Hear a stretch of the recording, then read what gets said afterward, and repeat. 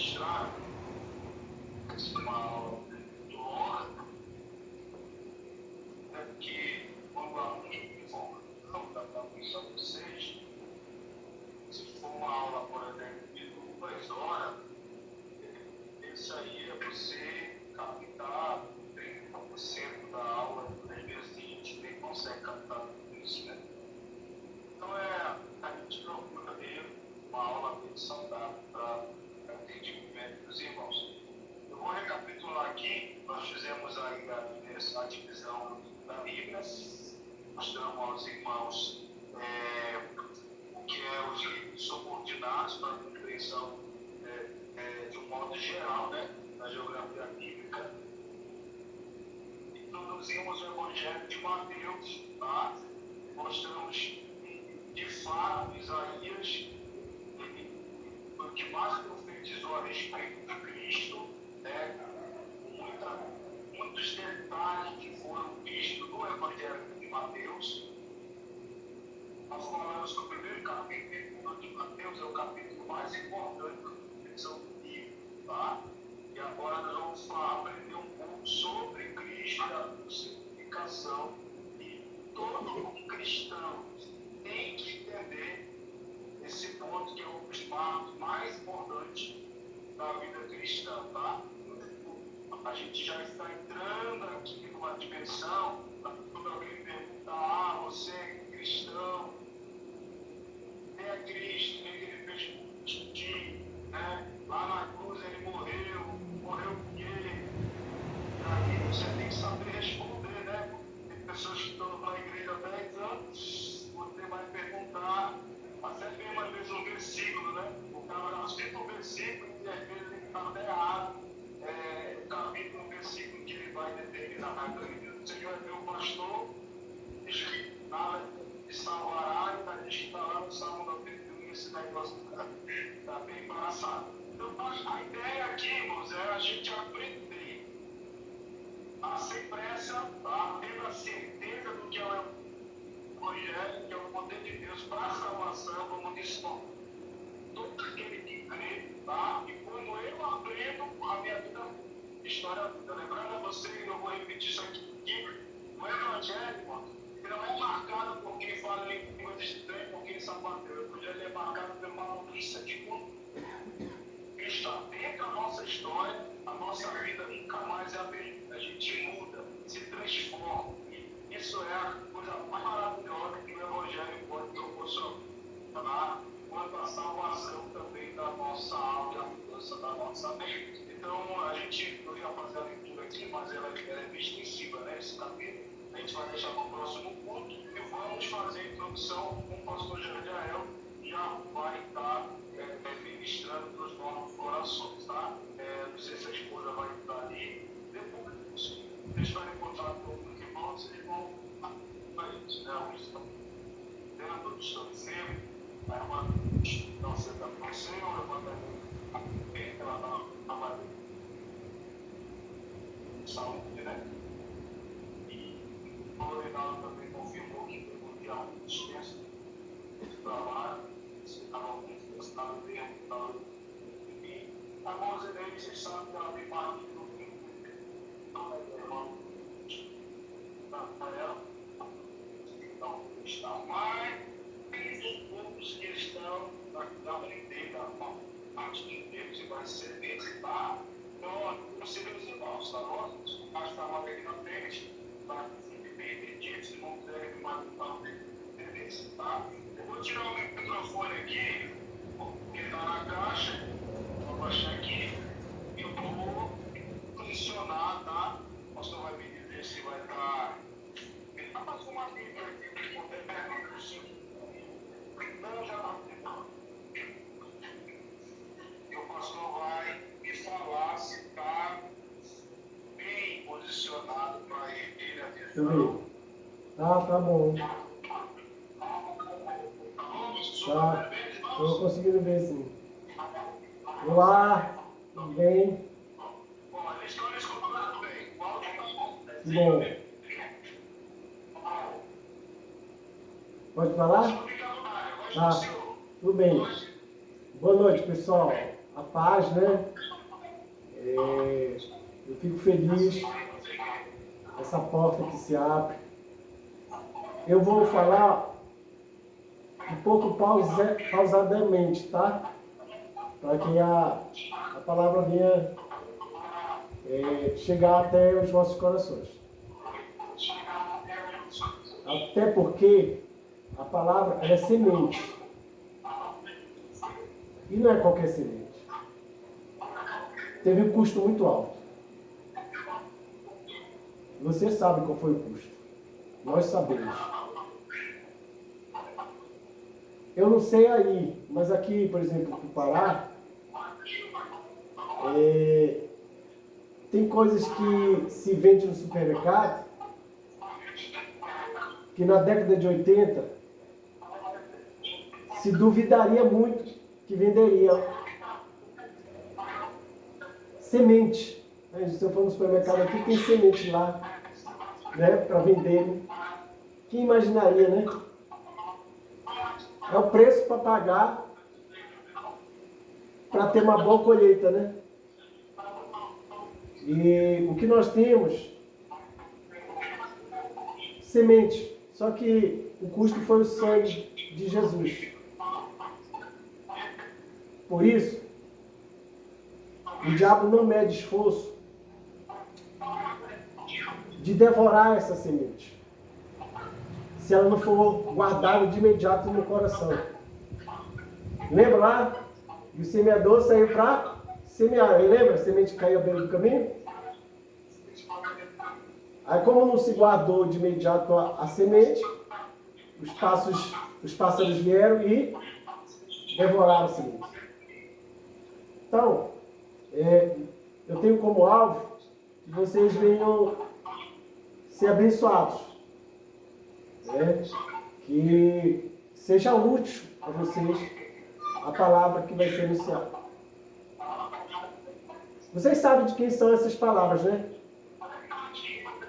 Tu escolheste a melhor parte, né? Marta e Maria, né? Se queixou lá, Senhor, tu não te importa. Aí o Senhor diz o que? Ela escolheu a melhor parte. Seria diferente essa noite com vocês? Você escolheu a melhor parte, que é estar debaixo da luz. Debaixo da luz, que luz é essa? É a luz da palavra. É importante a oração, o mover do Espírito Santo, mas não podemos esquecer aqui, ó, a palavra. Porque é ela que fundamenta você na rocha. É ela que conduz até Sião. É a palavra.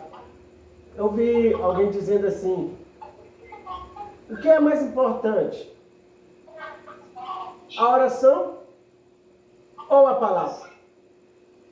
E aí o escritor disse, o que você acha que é mais importante para o pássaro? A asa direita ou a asa esquerda? Ambas, né? São importantes, não é verdade? Ambas são importantes. Então é um momento oportuno para você. Há muitos que não têm acesso livre ao que você está tendo acesso. Isso é a doce graça de Deus. O pouco que está sendo dado a você é o que Deus pode usar como uma semente de mostarda. Sabe o que é, né? Semente de mostarda que vai crescer e se tornar uma árvore imponente, majestosa, grande e dá muitos frutos. Eu fico feliz de vocês estarem sendo pastoreados pelo pastor Eliseu. Eu tive o privilégio de conhecer ele de criança e passei um tempo distante. Quando eu voltei, fiquei deslumbrado com o ministério de missões, de obra, de evangelismo e profético que Deus tem na vida dele. Que Deus continue usando. Bem, nós vamos falar sobre um pouco, é o chamado Cristologia. O que é? Vamos estudar um pouco sobre Cristo, tá? Sacrifício de Jesus, tá bom? Vocês estão me entendendo aí, né? Se não tiver, o pastor está aí. Ele é o árbitro, né? para a glória de Deus. Tá bom? Eu vou fazer uma oração, agradecendo esse momento, e aí eu vou estar passando para vocês o que é necessário, tá bom? Deus, nós te louvamos pela tua doce graça. Certamente, os que estão a ouvir a tua palavra não sairão de mãos vazias, mas tu há de pôr tesouros e bênçãos. Tu há de equipar, porque a tua palavra é espada. Nós pedimos assim, a tua graça e a tua misericórdia, em nome de Jesus. Amém. Então vamos lá. Pessoal, primeiro, deixa eu dizer uma coisa. O seu único manual de regra e fé, regra de ouro, tem que ser isso aqui, ó. Viu? Você tem que ser que nem os bereanos. Já ouviu falar dos bereanos? Quem já ouviu falar dos bereanos aí? Quando o apóstolo Paulo tem uma saída forçada de Tessalônica, ele vai até Bereia e olha, pessoal, olha o que o historiador Lucas vai nos informar. E ele vai dizer assim, e os de Bereia eram mais nobres do que os de Tessalônica, a qual Paulo deixou para trás. Por quê, pessoal? O escritor diz, pois eles escutavam a palavra dita por Paulo, e olha, povo de Deus, Paulo era teólogo, poliglota, um homem culto, judeu, mas olha só, eles escutavam a palavra dita por Paulo e examinavam se era assim mesmo. Por isso ele é chamado de nobre. O que isso nos ensina, pessoal? Que a tua vida não deve ser normatizada. Por que normatizar? Ela não deve ser guiada nem dirigida, ser levada pela etnia da pessoa. É um judeu. É um doutor em teologia. Não que isso não seja importante. Não, mas ele tem 50 anos de crente. É isso aqui que deve ser a sua regra de fé, sua bússola, seu guia. É a palavra de Deus. Então, se for necessário, viu? Você não se deixar guiar pela... é um profeta. Não. É a palavra de Deus que é a luz para o teu caminho. Não é ser judeu, não é potente. Tudo isso é importante. Não é ser doutor em teologia. Tudo é importante. Não é o tempo de crente. Não é falar em línguas. Eu creio também. Mas, a lâmpada para os teus pés é isso aqui. E como você vai saber se está recebendo luz da palavra ou não? Se você não tiver familiaridade com isso aqui, né? A palavra do Senhor. Quer a maior prova de que você ama Jesus? Lembra que Jesus é chamado de o Verbo? A palavra? A maior prova de que você ama Jesus é que você come esse pão. Você lê, estuda a palavra. Aí vocês estão, olha a maior prova de que vocês amam Jesus. Vocês vêm famintos, sedentos, querendo aprender mais de Jesus. Para se ter uma intimidade maior, é verdade não, pessoal? Para se ter uma afinidade, uma intimidade maior com Jesus, você tem que conhecê-lo. Como você vai conhecer? Entendeu? É a palavra. Entende? Muito bem. Eu só estou dando aqui uma pré-introdução. Vamos à questão de Cristo. Vamos à questão de Jesus. No livro de Gálatas. Livro de Gálatas. Tá? Vou deixar aberto Gálatas capítulo 4. Gálatas capítulo 4. Capítulo 4, versículo 4. Vindo, porém, a plenitude do tempo, Deus enviou seu Filho, nascido de mulher, nascido sob a lei. Sobre, o que é sobre, pessoal? Tem o sobre, né? Que está acima, né? E sobre é baixo, né? Sob a lei, para resgatar os que estavam sob a lei, debaixo da lei, a fim de que recebêssemos a adoção de filhos. E porque vós sois filhos, enviou Deus ao nosso coração o Espírito de seu Filho, que clama, Abba, Pai. De sorte que já não és escravo, porém filho. E sendo filho, também é dele por Deus. Então, vamos lá. Eu vou tirar daqui a palavra do Senhor, um estudo para nós, tá? Sobre Jesus. Vamos manusear um pouco a palavra. Então, preste bem atenção. A Bíblia Sagrada diz que nós possuímos um representante. Pessoal, qual foi o primeiro representante? Deixa eu explicar aqui. Eu estou fazendo algumas perguntas, mas elas são chamadas perguntas retóricas. O que significa isso, pregador? Não exige que você responda, mas é apenas para você raciocinar e aprender. Quem foi o primeiro representante da humanidade? Adão, não foi? Adão, né? Mas Adão falhou. Adão desobedeceu. E por Adão ter pecado, toda a humanidade pecou. Tanto é, escute, o que acontece quando Adão vê que cometeu ofensa a Deus, de que ele não é mais a mesma pessoa, que ele pecou. Ele tenta se resguardar, cobrir o seu órgão genital com folha de figo. Não é verdade isso? Eu estou falando Adão, mas tem Eva também, estou focando Adão. Né? Ó, cobriu, né? Aonde é que está a fonte? A fonte da vida, pessoal. Que sai todos os seres humanos. É através do órgão sexual. É verdade ou não? Homem e mulher, né? Então ele cobre. Como que o instinto, mesmo quem não sabe, foi poluído a fonte. Por isso, quem saiu de Adão, já sai em pecado. Já sai trazendo o DNA do pecado. Então, Adão, como nosso representante, ele falhou. Olha o que acontece. Olha só o que a Bíblia Sagrada diz aqui. Vou voltar aqui no livro de Gálatas. Olha o que a Bíblia Sagrada diz aqui, no livro de Romanos, capítulo 5.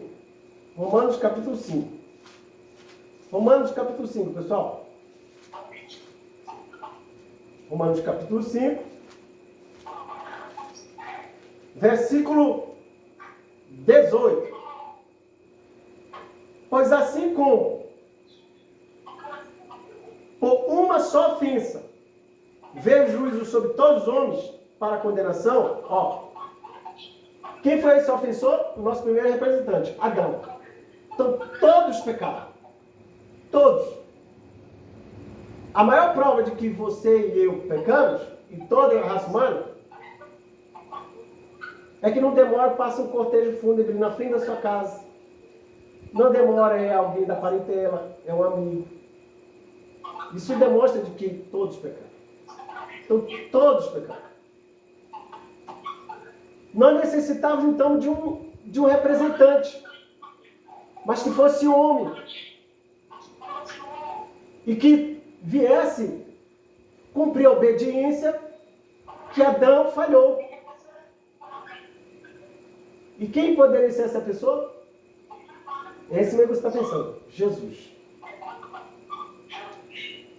Mas ele tinha que, escute, por que Jesus não surgiu como humano nas montanhas, descendo do céu? Por quê? Porque seria difícil para nós entendermos ele como humano. Pessoal, qual é a porta de entrada nesta terra? para ser um ser humano? Ventre de mulher. É verdade ou não? A porta de entrada, todos nós viemos de ventre de mulher. Então se fazia necessário que esse representante nosso nascesse de mulher. Concorda? Então ele nasce de mulher, né? O Espírito Santo, ele age dentro do ventre de Maria. O Espírito Santo comunica, né? O anjo Gabriel comunica a Maria, olha, o que vai nascer em ti é um ente santo. Quer ver? Estou falando da humanidade de Jesus, tá? Necessitavam de um representante. Escute, porque eu vou chegar no alvo, que é o quê? A nossa salvação. Tá? Pessoal, tá todo mundo perdido, viu? Tava condenado mesmo. Aí, livro de Lucas. Olha o que o anjo Gabriel vai dizer para Maria. Livro de Lucas. Lucas, capítulo 2. Lucas, capítulo 2. Melhor, o capítulo 1. Diz assim, disse-lhe um anjo, capítulo 1, versículo 35. Descerá sobre ti o Espírito Santo e o poder do Altíssimo te envolverá com a sua sombra. Por isso, também o ente santo. Então, o que vai ser gerado no ventre de Maria é obra do Espírito, obra de Deus. E é santo. Ente santo que há de nascer e será chamado Filho de Deus. Então, nós necessitamos de um homem. E esse homem é Jesus. Por quê? Pergunta você. Por que esse Jesus não morreu de acidente? Não morreu de uma morte natural? Não morreu assassinado? Por que ele não morreu jovem? 15 anos, 20 anos? Por quê? Porque nós necessitávamos de um representante, homem, que atravessasse a vida terrena por 33 anos, atravessando a vida terrena, sem pecar. Houve até momentos que ele desafiou os seus inimigos. Quem de vós me acusa de algum pecado? E aí vem atravessando a vida, ele atravessa então a vida terrena por 33 anos, fazendo o quê, pessoal? Só milagre e prodígio? Não. Ele vem cumprindo a tábua dos 10 mandamentos para si? Não. Ele está te representando e representando eu. Escute. Você se equivoca se achar que Jesus nasceu em berço de pai em Belém e pronto. Deu um salto para o Calvário e morreu. Não.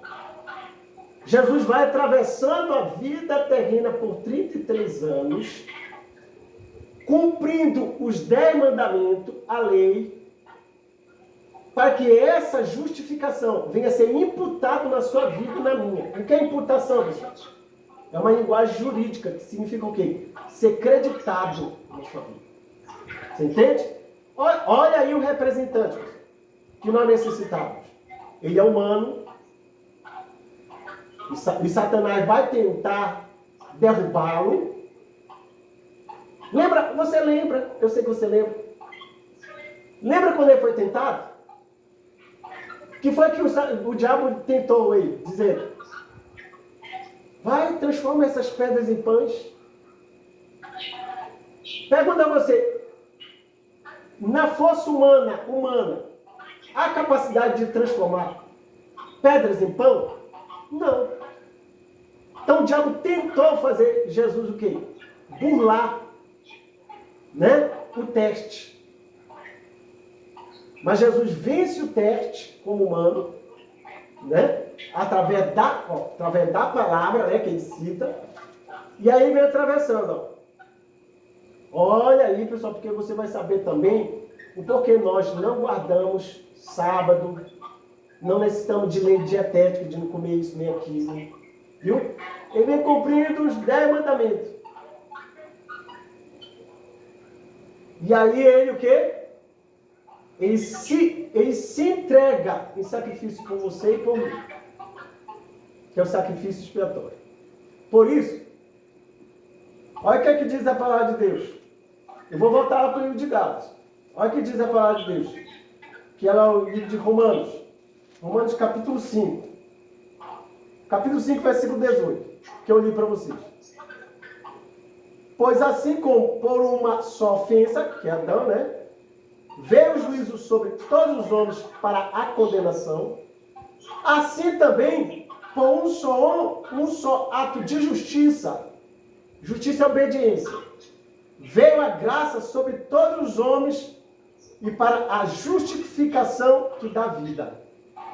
Porque como pela desobediência de um só homem, que homem é esse? Adão, que falhou, muitos se tornaram pecadores, assim também, por meio da obediência de um só, quem é, pessoal? Jesus. Muitos se tornarão justos. Agora vamos aqui para o livro de Gálatas, que foi que a gente começou aqui, ó. Gálatas capítulo 4. Olha só. Vindo, porém, capítulo 4, versículo 4. Vindo, porém, a plenitude do tempo. Pessoal, o que é essa plenitude do tempo? É o tempo oportuno. Agora é a hora. Viu? Roma está em paz. Você já parou para pensar que quando Jesus nasceu, Roma não estava em guerra? As estradas estão pavimentadas. O evangelho vai ser fácil de se espalhar. Os mares estão livres de piratas. É o momento oportuno. A língua comum, vamos dizer, a língua mais popular em todo o império é o grego. E aí Jesus nasce em berço de palha. Pois diz assim, Deus enviou o seu filho, nascido de mulher. Lembra aí? Para ser homem, nosso representante tem que nascer de mulher. Nasce de mulher, nascido de mulher e nascido sob a lei. Já está sabendo porque ele está dizendo isso, né? Debaixo da lei. Para cumprir a lei, para que seja imputada a justiça a você. Muito bem. Para resgatar os que estavam sob a lei. Amém? Por quê, pessoal? Ó, escute o que eu vou dizer para você. É verdade ou não?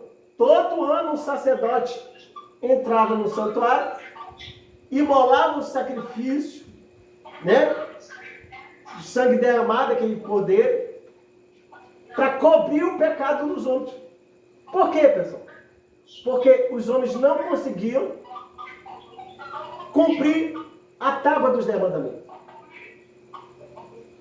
Não conseguiam. E aí, ó, havia todo ano um sacrifício. Escute o que eu vou dizer para você. Cobrir o pecado. Escute. Todavia, olha só. Está João Batista dentro do Rio Jordão, cercado de uma multidão. Imagino eu que... Sabe quando a multidão abre caminho e alguém importante vai surgindo? Né? A multidão, como se abre esse caminho e alguém vem surgindo em direção a João Batista. Olha aí. Aí João Batista dá um brado, bem alto. És o Cordeiro de Deus que tira o pecado do mundo. Ele não cobre, ele tira. É porque, ó, olha só, livro de Hebreus, estão falando sobre pecado e lei, né? Como os homens não conseguiram cumprir a lei, havia o sacrifício todo ano. E olha o que diz o livro de Hebreus. Hebreus, capítulo 9. Hebreus, capítulo 9. Diz assim, ó. Versículo 4. É impossível que o sangue de touros e bode remova pecado.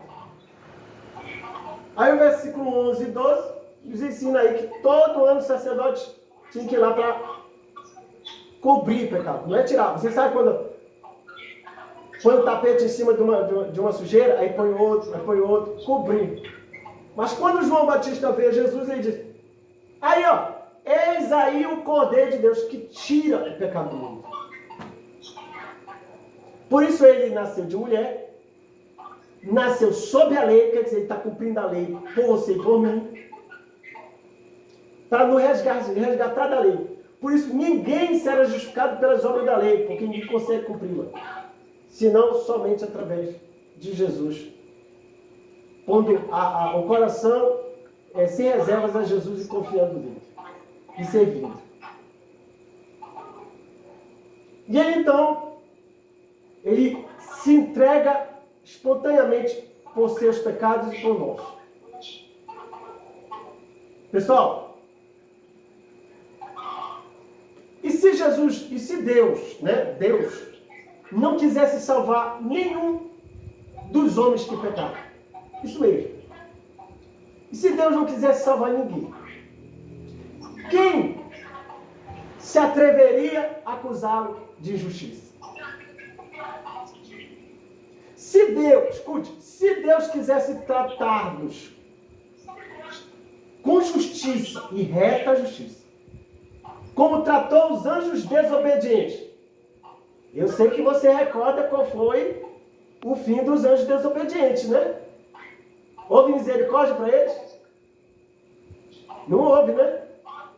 E se Deus quisesse tratá-los com reta justiça, do mesmo maneira que tratou os anjos desobedientes, quem de nós poderia se queixar ou acusar de injustiça? É aí que entra o grande amor de Deus. Aí está o amor que é indizível, não vai ter como nós entendermos por mais que passe a eternidade. Ou você acha que Deus te salvou porque está precisando de você? Deus não precisa de você nem de mim. Deus não é um Deus aleijado com a mão estendendo, pedindo o teu culto, a tua adoração. Não. Hipótese alguma. O próprio apóstolo Paulo, ele diz no livro de Atos capítulo 17, olha só, escute, o meu foco está aqui na importância do sacrifício de Jesus. Eu já vos apresentei, era preciso ser um homem para nos representar, cumprir a lei, para que isso viesse a ser acreditado em nós, se entregar pelos nossos pecados, e agora estamos aqui estudando a ação espontânea de Deus por nós. Por que ele fez isso? Vos provarei que não é porque ele precisa de nós, não. Ó, livro de Atos, capítulo 17, olha só, capítulo 17, versículo 25, olha o que diz aqui. Nem é servido por mãos humanas, como se de alguma coisa precisasse. Pessoal, tem gente que às vezes age, né, caminha, como se Deus precisasse dele. Aí eu não vou para aquela igreja, eu quero ver se ela vai avançar. Aí eu não vou dizimar mais naquela igreja, eu quero ver se... Aí eu não vou tocar mais naquela igreja. Ei, antes que tu viesse a existir, Deus já era Deus. Antes que os montes formassem, o Senhor é Deus. Deus não precisa de você, não precisa de mim. Ele não precisa do seu culto, nem do meu culto. E por que o Senhor? Porque o Senhor enviou seu Filho Jesus Cristo para nos resgatar da condenação. Está aí uma explicação que a Bíblia não nos dá detalhes. Ela só nos diz um grande amor. Porque Deus amou o mundo de tal maneira que enviou seu Filho Jesus Cristo. Para que todo aquele que confie o seu coração e seja fiel a Ele, não caia em condenação, mas tenha vida eterna. Esse é o amor de Deus. Por isso, quer comamos, quer bebamos, quer o que façamos para a glória dele, porque foi para a glória dele que ele nos resgatou. Você entende aí? Quer falar, pastor? Vocês entendem o que estou comunicando aqui? Está entendendo? Muito bem. Agora vamos ver quais os benefícios do sacrifício de Jesus. Bora ver. Muito bem. Jesus poderia apenas ter nos salvo, né? Olha como Deus é maravilhoso. Primeiro, você está como réu condenado. E eu também. Meu Deus, eu não consigo cumprir a lei. Tem que levar sempre um sacrifício para o sacerdote. Um cordeirinho, um bode. Para cobrir a minha transgressão aos 10 mandamentos. Porque eu não consigo cumprir. Aí vem o Nazareno. Vem o Galileu. Atravessa a vida terrena cumprindo a lei por você e por mim. Morre na cruz pela nossa condenação. E qual os benefícios maiores? Ele te justifica. Por isso a Bíblia Sagrada diz em Romanos capítulo 8. Ó, pessoal, peraí. Essa é uma linguagem que quem já entrou ou já teve audiência na justiça, né? Vai ver que essa linguagem é uma linguagem jurídica. Romanos capítulo 8. Nenhuma condenação há para os que estão em Cristo Jesus. Sabe quando o magistrado, né, e bate o martelo assim na mesa? Pá, você está como réu, né? Aí diz, pá, nenhuma condenação há para os que estão em Cristo Jesus. Quem tentará acusação contra os eleitos de Deus? Se Deus os justificou. O que é justificação, pessoal? Justificação é a mudança de posição. Você está numa posição assentado numa cadeira como réu, e agora, o justo juiz de toda a terra, pelo mérito da obediência de Jesus, lembra da obediência? Lembra que eu disse para você? Olha, ele vai passar 33 anos obedecendo a lei. Agora essa obediência é acreditada na sua vida. Você viu que troca aí? O teu pecado foi acreditado em Jesus e a obediência dele foi acreditada em você. Né? Então, quando Deus olha para esse réu, ele não vê um condenado, mas ele vê o rosto de Jesus. Ele diz, tu está justificado. Justificado, pois estás e tens paz com Deus. Entendeu? É um juiz. Então, primeiro, você é justificado. Segundo, você é adotado como filho de Deus. Adotado, pregador? Mas a gente não é filho de Deus? Por adoção. Vamos ver aqui? Ó, livro de Gálatas, que a gente está lendo aí. Ó. Gálatas capítulo 4. Olha só, versículo 5. Para resgatar os que estavam sob a lei, a fim de que recebêssemos o quê? A adoção de filhos. Pergunto a você. Se você é adotado por um homem muito rico, muito poderoso, que tem filhos. Ao morrer, você tem o mesmo acesso à riqueza que os outros filhos? Tem. Não é maravilha? Você não foi só salvo.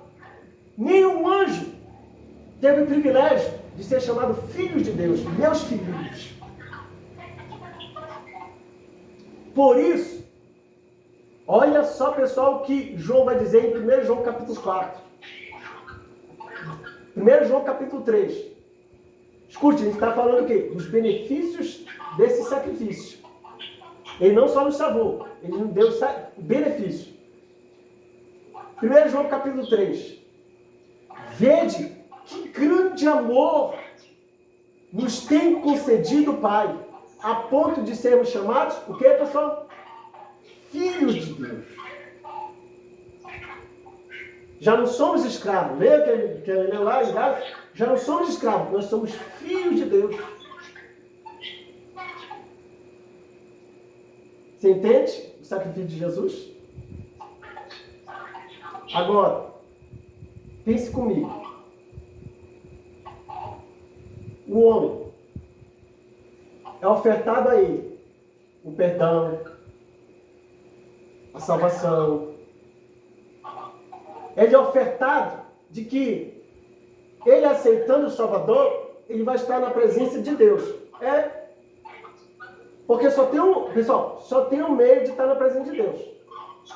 É através de quem? De Jesus. Aí, escute comigo. Aí o homem decide atravessar a vida terrena dele todinha, rejeitando o doce convite do Salvador, bebendo de todas as taças que o mundo oferece, todo pecado que você possa imaginar. Aí a morte vem, leva a alma dele. Agora que ele está na presença de Deus, vai não. Não vai, meu querido. Não vai. Porque aqui, em vida terrena, que o homem aceita a oferta de perdão, aceita o sacrifício de Cristo, ou a rejeita. É aqui que ele se achega à presença de Deus, ou ele se mantém longe e vai cair no precipício sem Jesus. Eu tenho dito, quando eu prego em público, nas praças, prego na rua, eu digo, pode rezar missa de 7º dia, pode chorar, pode fazer um lindo discurso para aquele cadáver gelado que está dentro do caixão, mas isso não vai mudar o estado daquela alma. Porque aqui, em vida terrena, que lhe é oferecido o perdão, a salvação, para que tenha acesso à presença de Deus. Aí sim, como vocês, esse povo lindo de Deus, que serve ao Senhor, quando rugir o som da trombeta e chegar a tua hora da partida, aí do outro lado, tu vai encontrar o Salvador. Porque tu serviu aqui como Senhor. Porque tu aceitou o sacrifício dele. E aí sim, tu verás as marcas, os sinais das mãos, dos pés, e ele te levando, te conduzindo então ao descanso dos justos. Não como escravo, mas como filho. Entende, pessoal? Por isso que eu trago aqui essa palavra, tá? Para a glória de Deus. Que nós aprendemos até aí. É bom você sempre fazer um resumo, porque o resumo ele é pedagógico. Aprendemos o quê? O primeiro Adão, que nos representava, falhou. Necessitávamos então de um homem, mas para ser um homem representando, tinha que nascer como todos os homens nascer de mulher. O momento ideal, ele nasceu de mulher. Ele atravessa a vida terrena, jamais pecou. Ele passa por 33 anos cumprindo a tábua dos 10 mandamentos. Ele se oferece em sacrifício. Pessoal, deixa eu só dar um detalhe aqui. Não foi a legião romana que tirou a vida de Jesus, não. Você lembra? Jesus disse, a minha vida, ninguém a tira, não. Mas eu a entrego espontaneamente. E vos digo, tem poder para dar e para tirar. Tem poder para morrer e para erguê-la. Então, ele cumpre a lei, se oferta como sacrifício. Ao terceiro dia, é aí que está a nossa vitória, viu? Ao terceiro dia, ele deixa a tumba vazia, se assenta no trono de glória e deixa uma promessa para a sua igreja, para o seu povo, que vocês fazem parte e eu também. Ele voltará, não como servo. Ele voltará, não mais para ser cuspido, ser esmurrado ou pendurar ele na madeira. Ele voltará para buscar sua noiva e trazer juízo sobre todas as nações, tribos e todos os homens, porque o Senhor é Deus de glória e poder e majestade. E todas as nações, reinos, lamentarão. As almas que partiram, a alma que partiu hoje sem Jesus, vai lamentar. Vai procurar morte, mas não vai encontrar morte. Porque a morte fugirá dele.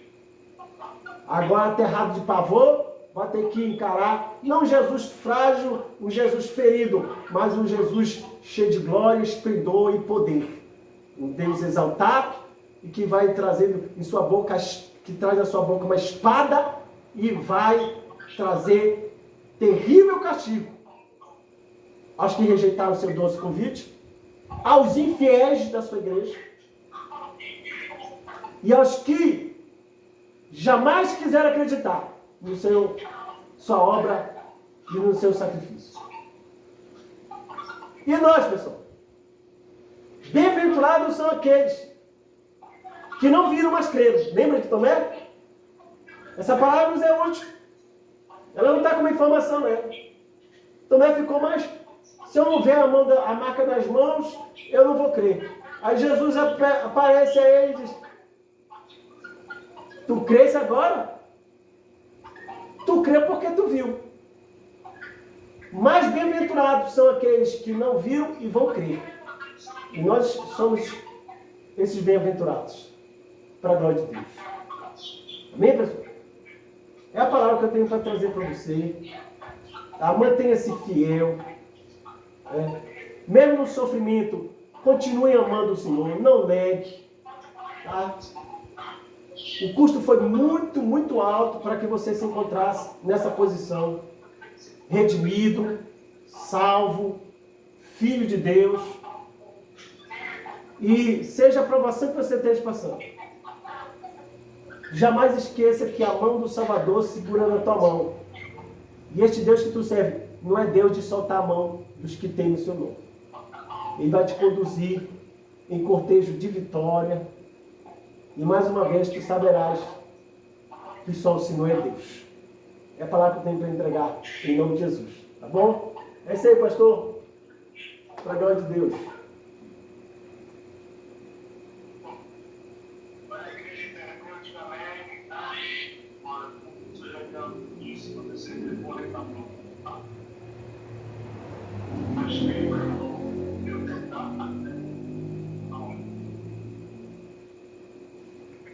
E assim como foram movidos pelo pecado, foram para o poder de Cristo. O nascimento de Cristo, né? Hoje tem aí a trajetória de Cristo até o fim de Deus, né? Os mandamentos que marcaram a determinar. A sua crucificação, né? As coisas mais lindas, pastor José, que eu vou escutar hoje, você tem aí a classificação dos anjos, né? E a classificação dos homens. Você vê que os anjos não são tratados, né, como Deus trata os seus privilégios. A gente é tratado por Deus, em Cristo, como filhos. Isso é bonito. Você vê que não houve, por exemplo, uma que eu posso usar, uma facilidade para tratar o pecado usando os caídos, um vigor severo. Mas o homem pecou, pagou, depois se cobriu com folha de figueira, e mesmo assim Deus o amou mandando o filho para morrer. Isso. Então, passa-se valer esse pagamento, né? Então, em Cristo, como que foi? Essa é a realidade. Tem gente que está vendendo a sua salvação por cerveja, por um cigarro, por uns minutos de prazer, gratificando a Deus. Então, hoje que você tratar como filho, então já é abençoada, já é maravilhosa, né? Você entender que Deus tem esse amor, esse carinho. Alguns irmãos querem fazer alguma pergunta, eles estão rodados, querem falar algo dele.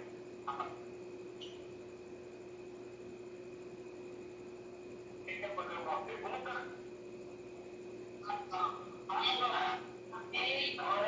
Ficaram felizes com o pastor Emanuel. Amém. Vamos fazer uma Glória a oração Deus. do nosso Receba. pastor. Desde já, a igreja do Senhor dos Exércitos agradece a participação do pastor. Amém. Querido Glória a Senhor, Deus. estamos um negócio bem melhor, né? Notebook, porque o notebook tem um problema na bateria. Mas tá chegando a parte da ficando aí, ele consultar ele, ó, suave, né? Tá mais essa voz, chegando tá chegando só por dar mão pra ele. Aí vamos fazer um negócio daqui. Vamos lhe trazer aqui, meu mano. Amém. Você que vai amargar uma rápida pastor, Senhor, abençoa. Que tu tenha abençoado o pastor Jadiel, Pai.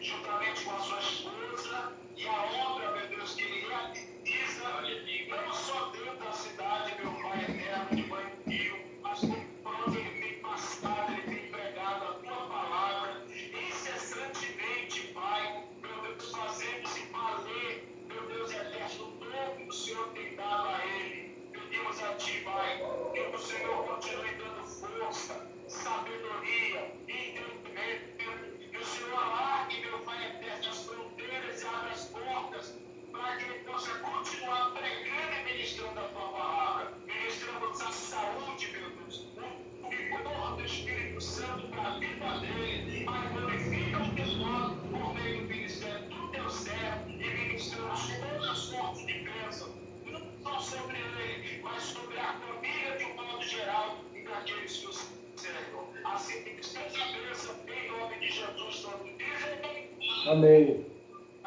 Valeu, prazer, pastor. Deus abençoe, viu? Obrigado pelo privilégio. Deus abençoe.